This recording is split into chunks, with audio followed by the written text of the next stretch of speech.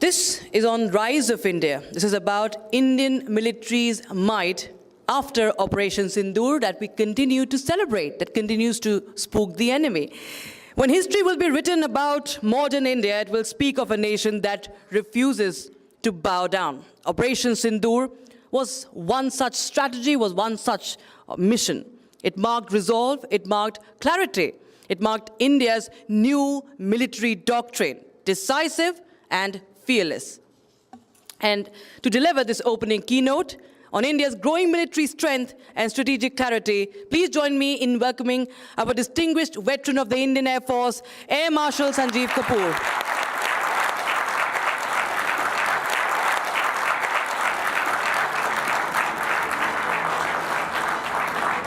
Good morning, everybody. It's indeed an honor and privilege to be here this morning. When I got a call to come and attend this national collective, I was reminded the first session when it began, the very concept and thought to connect India with one platform is outstanding. Every person in this country today has nationalistic feeling, and when the like-minded people sit, collect, discuss, listen, hear, it not only multiplies, it emanates and radiates in the work which is done by everybody.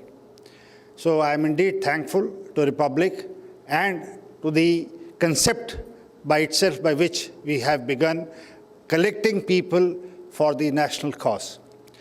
Without taking much time, let me connect you straight away to the Prime Minister's visit to Israel yesterday and day before.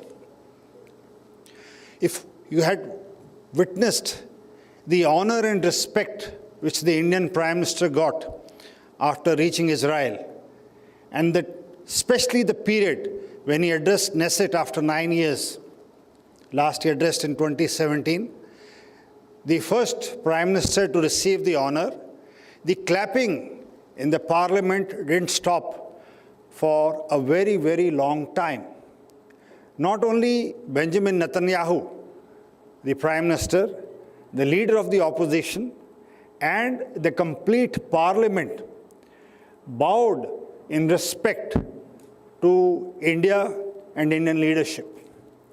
Now, why this visit is so important and why India's stature has gone so high after Op Sindoor is what I'm going to cover today. If you recall, we finished the Operation Sindoor in May last year. 12, I repeat, 12 heads of states from European countries and the West have visited India in last 8 months. The MOUs, the FTA agreements, the trade deals, and our Prime Minister have visited 12 countries in the last 9 months. The geopolitical shift which is taking place, by which the new world order is coming up, India has emerged and is coming up as a power with which every country wants to associate now. Let me take you back to Vedic periods.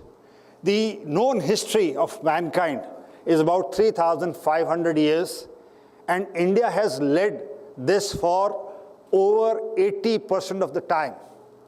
Most of us have been taught history, which is for the last few hundred years, where we had been subjugated, where in around 1700s the Britishers came and occupied, where in 1800s the British took over India, and the history is what we are generally told.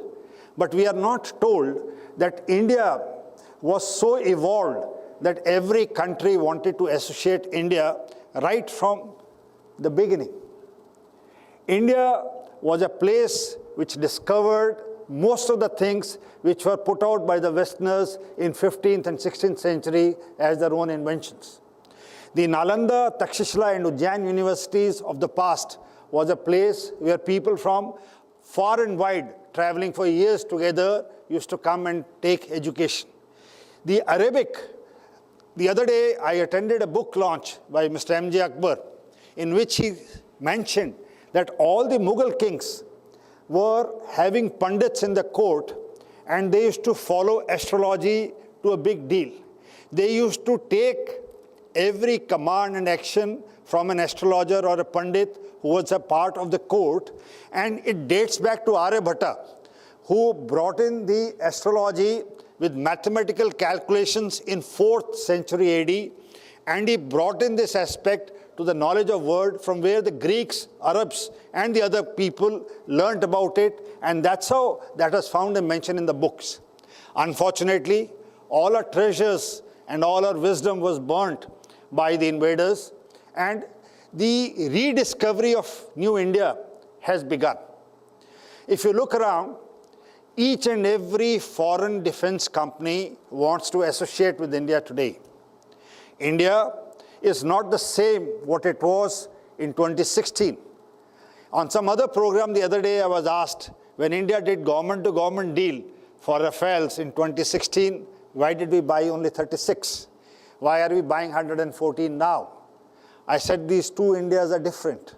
The world is much different what it was in 2016 to what it is in 2026.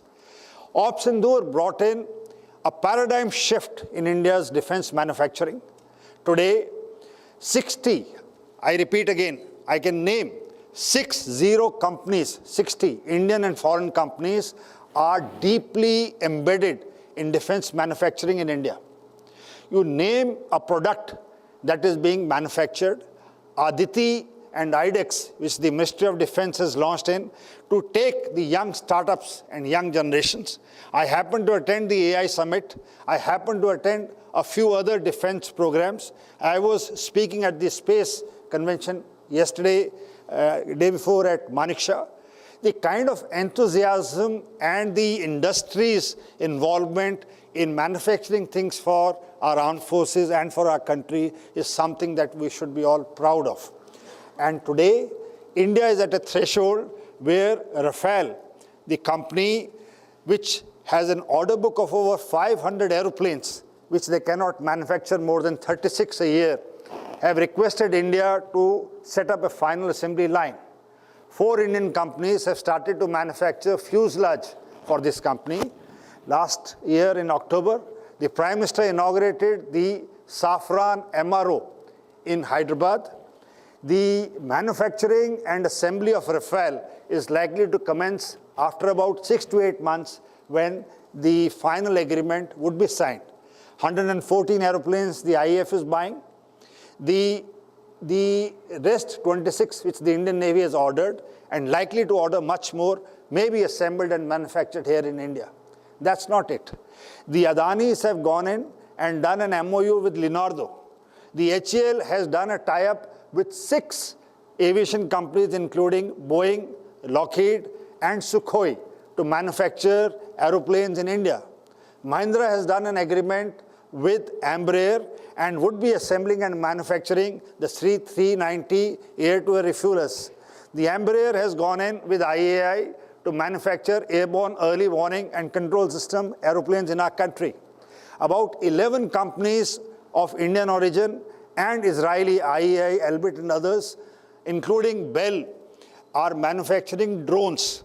The drones are latest and are being made from scratch, from the motherboard. This AI Summit, which I just attended, I happened to see that 500 NVIDIA's CPUs have been put in India. India is making a rival of ChatGPT, which is available online.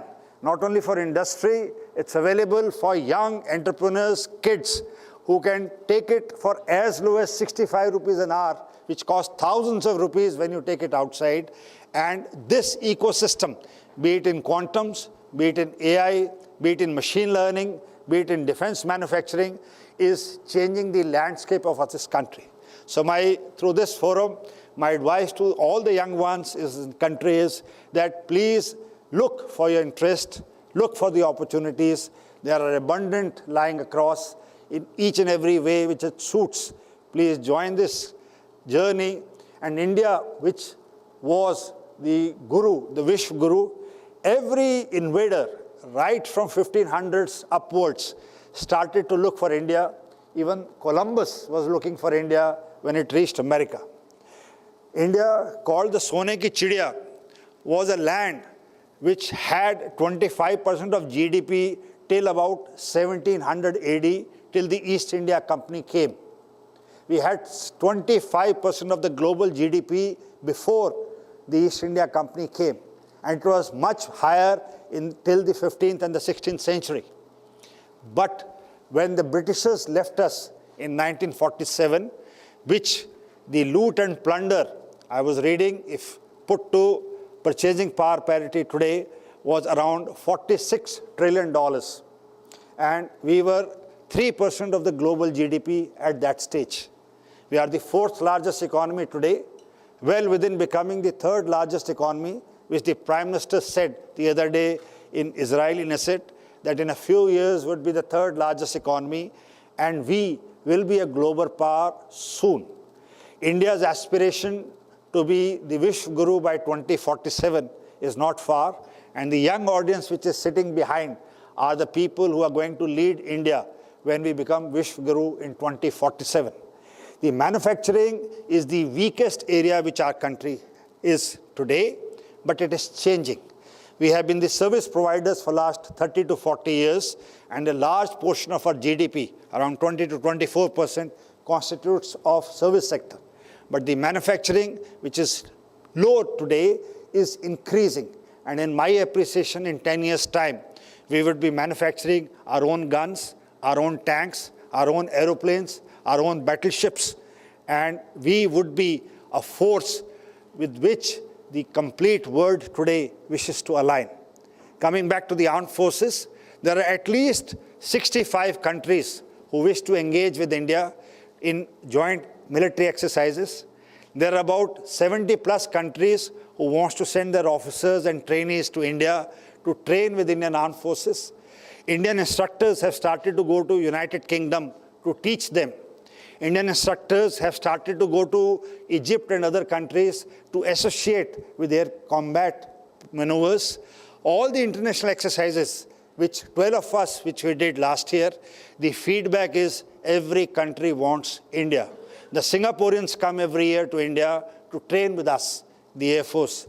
And I have no doubt in the Indian naval exercise, which is beginning now, this week in Visakhapatnam, in which 70 countries are participating for the naval exercise.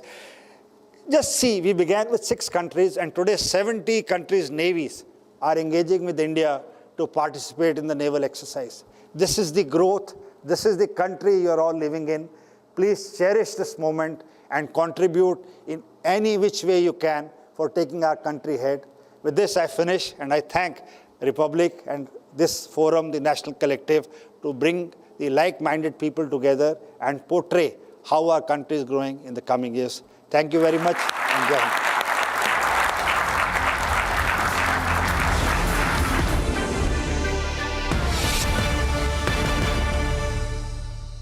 चमकी